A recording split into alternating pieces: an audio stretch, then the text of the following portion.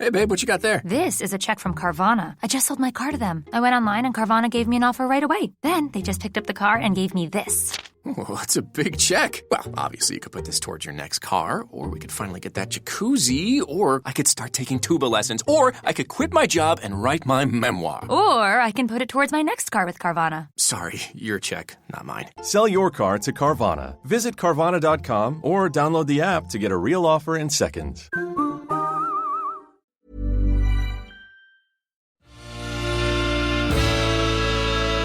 Hello, you are listening to a brand new episode of Whispers in the Wings, this week with special guest Annah Jacobs. Members of the Whispers in the Wings community, this is your Act 1 Beginner's Call, your Act 1 Beginner's Call. Thank you.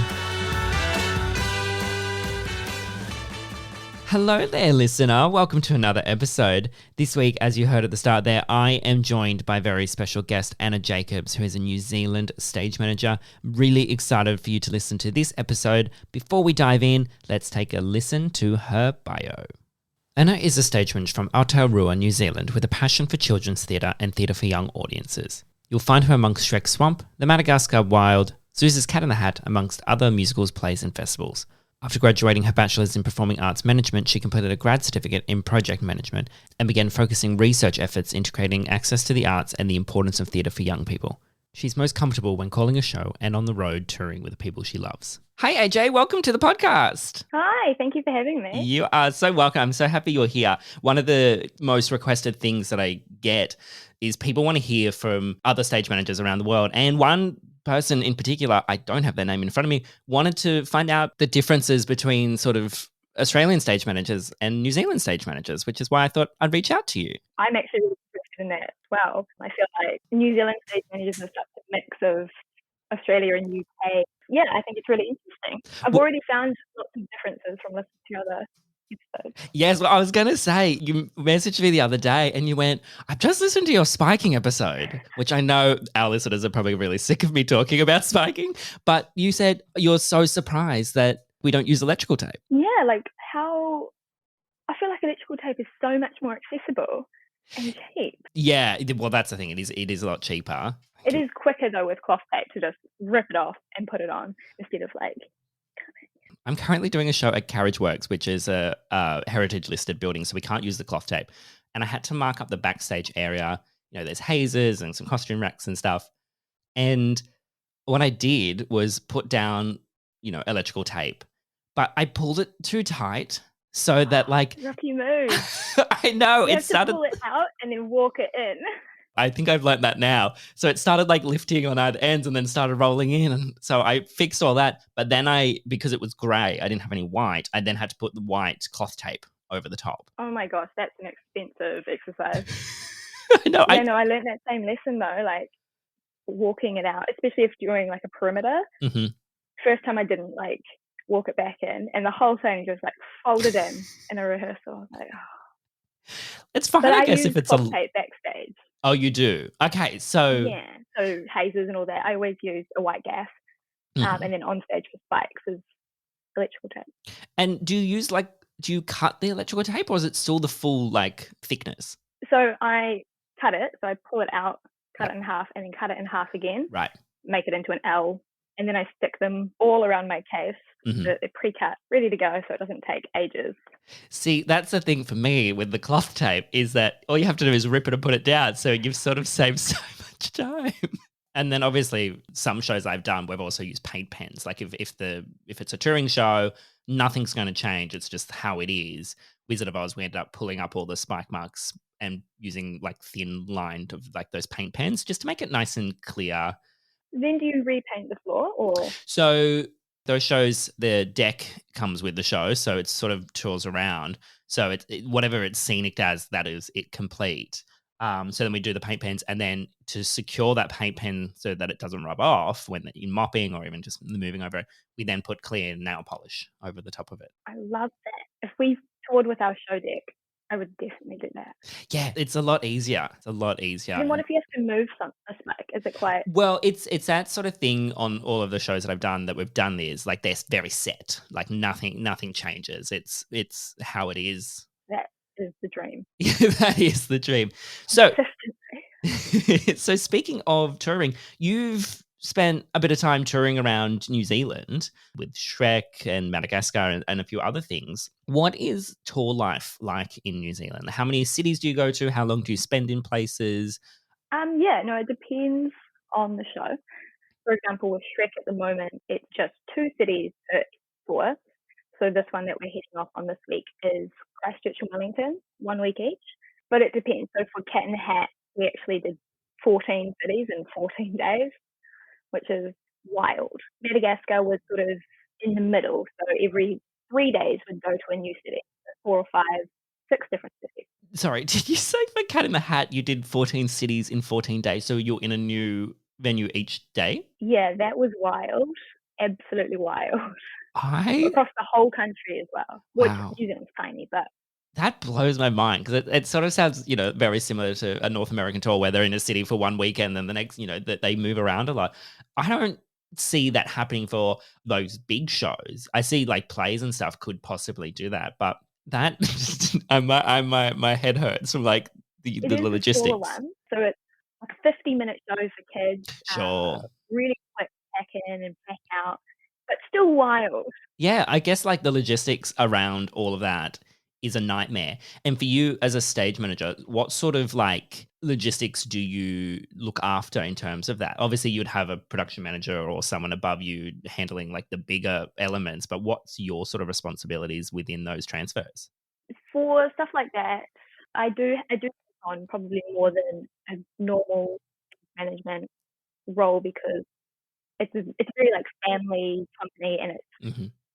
awesome. Like whatever I want to be involved with, they let me, which is wonderful. But yeah, just the logistics and then the packing in, getting the show up, of course, running of the show and then down. That's so great. And I love that you get involved with whatever you kind of want to, because I feel like as stage managers, we sometimes sort of just go, oh, well, this is my lane. I'm going to stick there. But it's always great to sort of step out of that because that's when you learn more and you sort of show your value and your worth to production companies and other people. And I think it's really valuable that we do that. And the more you know and are aware of, the more it informs what you're doing in the show. And it's really helpful. I did experience recently, I worked with a different company who was amazing, but very much this is your job and that's what you do. And it was different because I did have more headspace for other things, but yeah, also wasn't informed about certain things I would normally know about. Yeah, I think that's really vital on any production for a stage manager to just sort of have that very big sort of overlay look of everything that happens. Because at the end of the day, we are the ones that sort of join all of those departments, join all of those people together to put on that show. Like everyone sort of comes to that middle ground and us being the middle. So being able to understand all of those other elements is really vital for what we do. Definitely, yeah, to be that conduit between all of the departments and then the show. Yeah, it's really important to know what's going on with everyone. Yeah. So one of the questions that I got a lot when we started the podcast was about sort of university and our experiences and, what the courses are like, because a lot of the listeners to the podcast are people that are interested in getting into stage management or within theatre itself. What was the bachelor's course like? How many years? What does it sort of break down? Is it practical or more theory? Yeah, I did a 3-year bachelor's. The course doesn't even exist anymore. Okay. It's very tech, so rigging, lighting, sound, just getting an overview of all departments. Second year, more stage management, Hmm.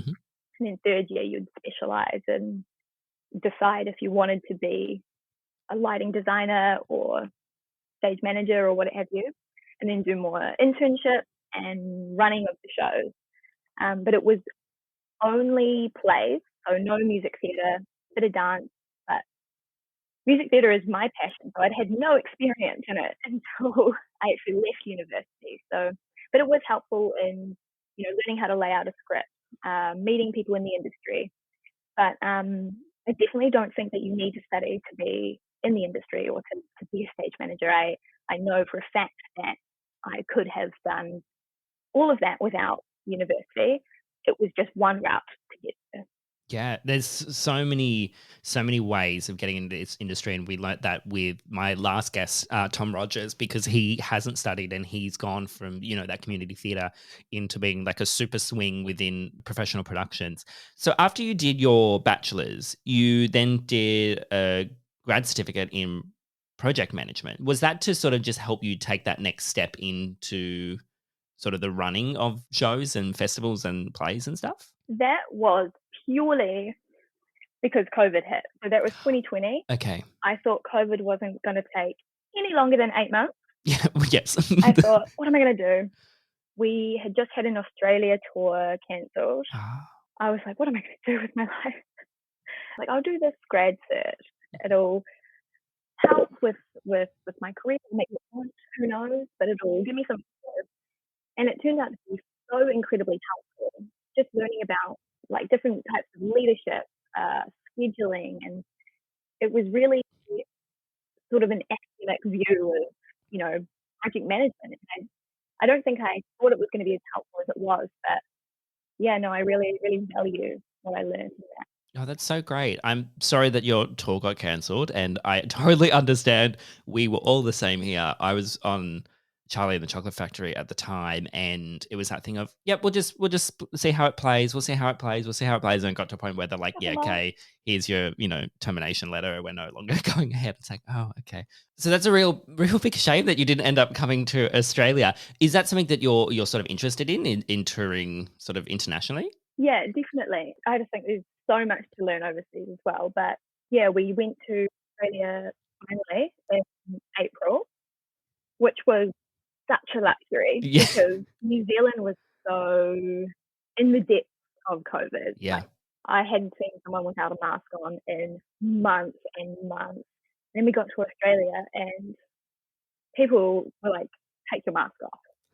I was like, okay. It was a real luxury. But yeah, we will hopefully take Shrek overseas. Probably not to Australia, but perhaps back to Cat in the Hat. Oh, that's so exciting. Well, you must tell me if you do, and if you are here. I see value in upskilling constantly. And obviously the cert that you did, you got a lot more out of it. Would you consider, is there anything else, other courses that you would look at that may help you sort of further that? Or do you think that's sort of where you'll leave it for now? In terms of sort of structured study, I don't know if I would. I might one day go back to my master's, which I stopped halfway through when COVID started. Otherwise, constant upskilling in just like little courses. The Theatre Art Life website has lots of stage management courses and that sort of thing.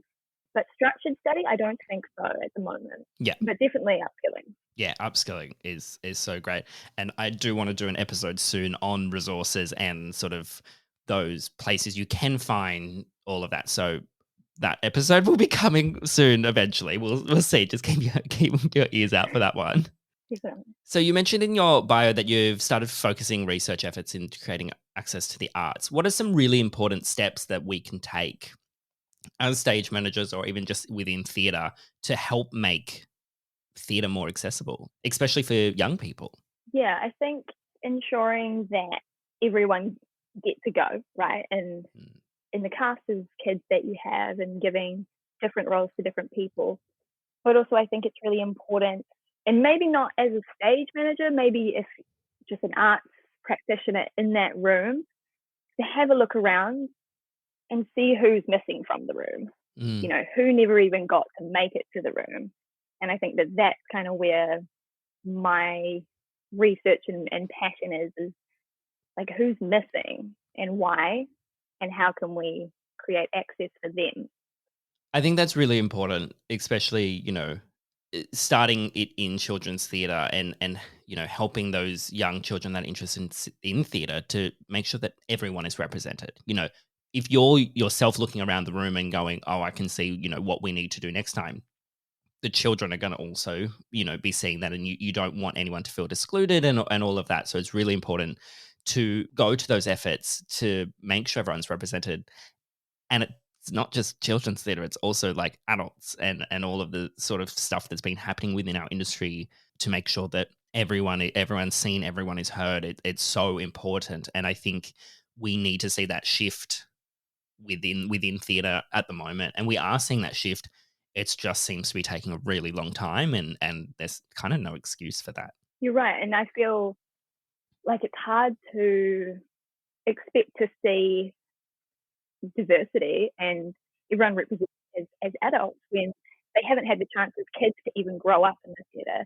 If you have all of these certain people who have had the money for ballet shows or classes or all of that growing up, of course they're going to be ready for these bigger roles as adults.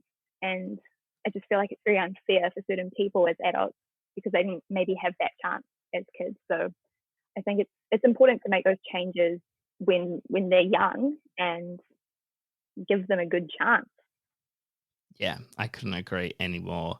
Really great to hear that that's something that you're focusing on. Thank you.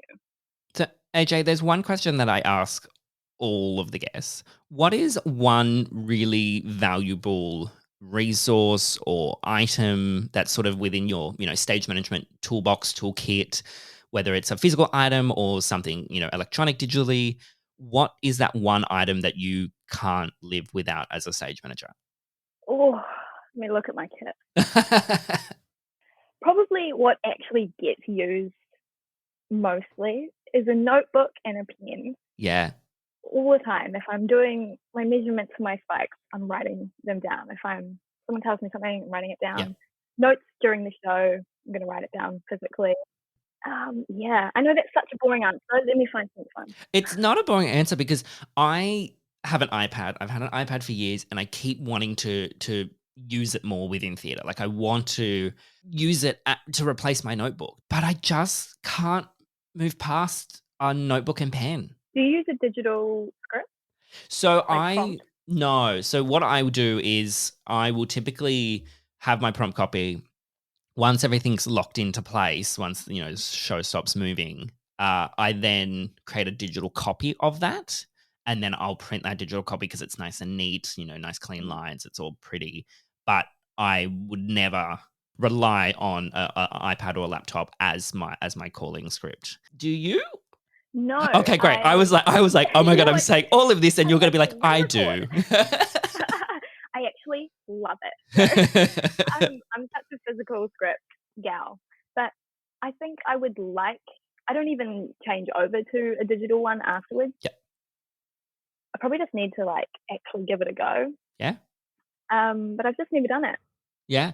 I have been asked to do like a tutorial video on how to make, a digital prompt copy because everyone sort of does it differently. I think there's a software that you can do it. I use the Apple program Pages to do it, and it works for me. May not work for other people. There may be a quicker way. Keep your eye out because I do want to make that tutorial at some point. Oh, I would actually love that. So I think that brings us to the end of Act 1. Let's take a little interval break. Do you call it interval or intermission? Intermission. Okay, but people would call it interval, and I wouldn't bet my list. Yeah, okay. We'll talk about that later. We'll see you after the break.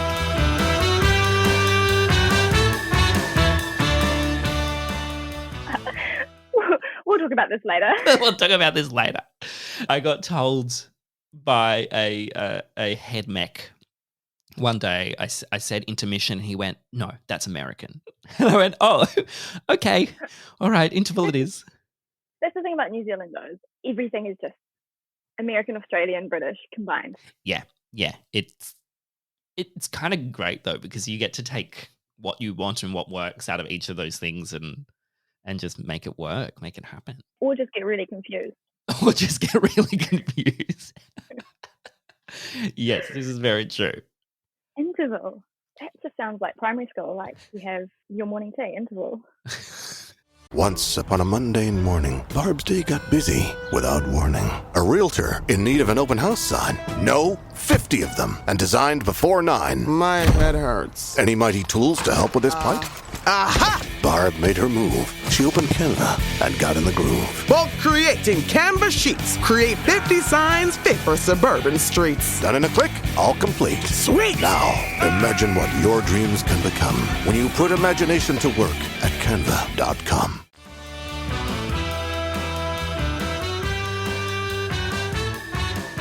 Members of the Whispers in the Wings community, this is your Act 2 Beginner's Call, your Act 2 Beginner's Call. Thank you. Welcome back to Act 2. We are laughing because, AJ, you just told me that you had a live baby in one of the shows you've done recently. And then we determined that you don't really need to say if it's alive, but it helps me to understand that it was a real baby. Yeah, as opposed to a doll. I didn't, So tell me about this. What show was it and what was this baby? Why was this baby there? Yeah, so it's the last show that I did. It was a play, so it wasn't a musical, but we had a baby in it for a scene. The show was very meta, so it was about a show and the fact that the man was very much in the scene, was very much playing the character of the boyfriend, but the writer was kind of falling out of the scene, and so the baby was brought on by the ASM. And he's like, oh, it's our baby. And she's like, that's not our baby. That baby belongs to the woman in the wings. Yeah, then the set just starts to fall to pieces, which was terrifying with a baby on stage. Yeah, of course. And then the mum comes and takes the baby back and they go home. What are the sort of logistics and rules around having a baby in a show like that? I think in film there are laws, but not in theatre in New Zealand. But basically we just did a baby tech. So we had a different baby pretty much every single night. Right. So they were assigned 2 shows. Mm-hmm. It was, 3-week season. So every new baby, we would do a baby tech. So we would walk them through in working light what was happening. And then I would drop the set pieces and they would come on and take the baby. And then that was it. Then we'd do it for real in the show. This sounds wild. Yeah, the first time we had a baby as well was on opening night because we just had a doll through rehearsals. Your face? Yeah. I guess I have many questions about this in my mind. I guess one of my questions is, does the audience notice? Do they know that it's real baby? Do you know those sort of things where you could just swap it out for a prop and no one's really noticing? Yeah, no, very, very much audience knew. The baby would come on and the hand, because it's a play, it's very intimate, it's very quiet. Yes. So the handover of the baby and then the baby would gurgle and it's right next to the actor's mic. Sure. Or cry, scream, do what it wants to. It's so unpredictable, but I guess that was also a part of that show and whatever the baby wanted to do was right. Yeah. And then, the audience, you would know once they kind of got that it was real. There'd just be this across everyone. Wow. Yeah. And I remember the first time I dropped the set, oh my God, the whole audience. You dropped the baby. No, the first time I dropped the baby. First time I dropped the set, everyone was gasped. And I was like, oh my God, something's happened. What's wrong? But I just never had an audience before while having a baby on.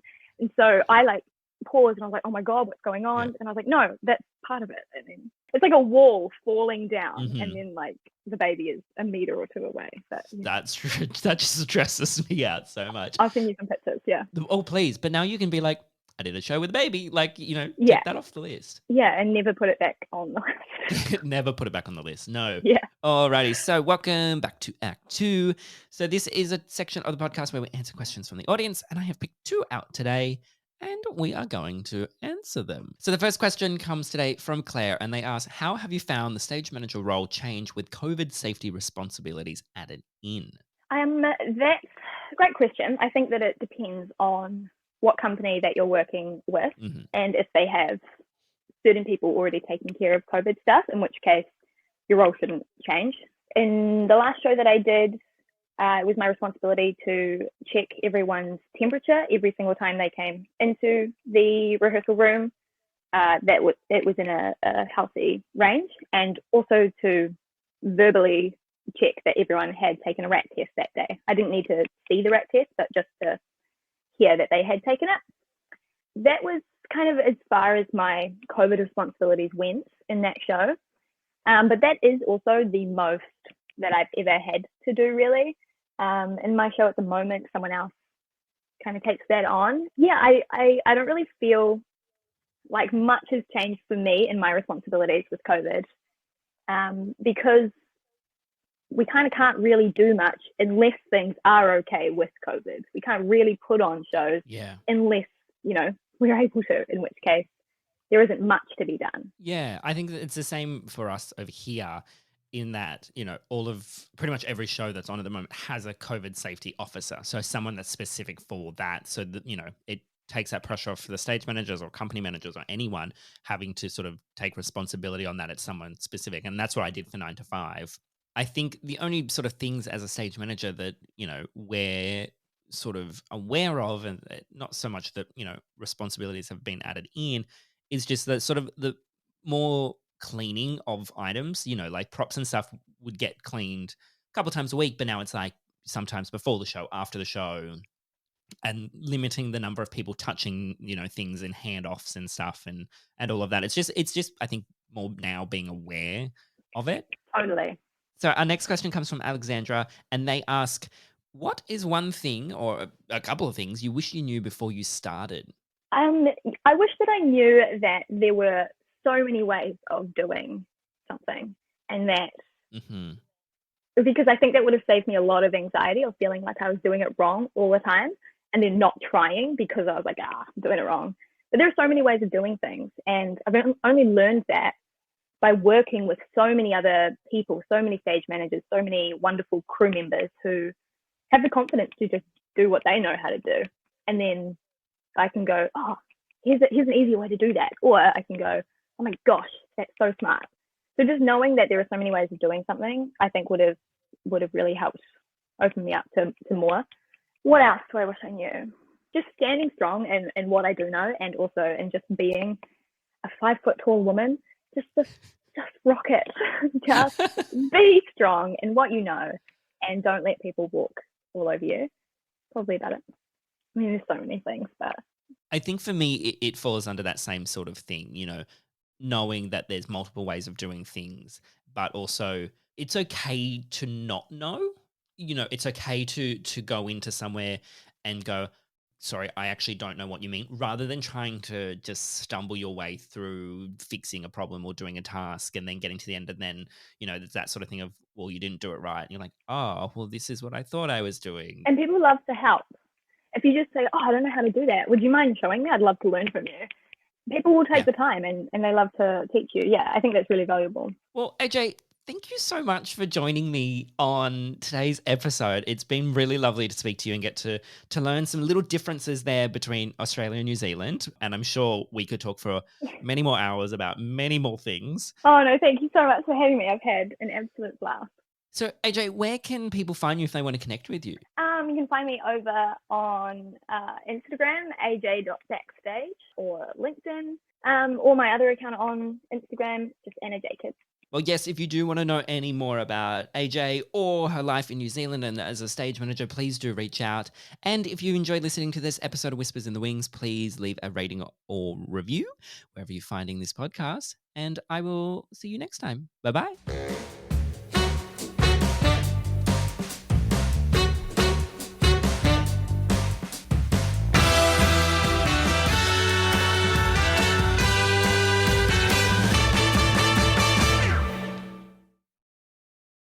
Whispers in the Wings acknowledges the traditional custodians of country throughout Australia and their connections to land, sea and community. We pay our respects to elders past, present and future.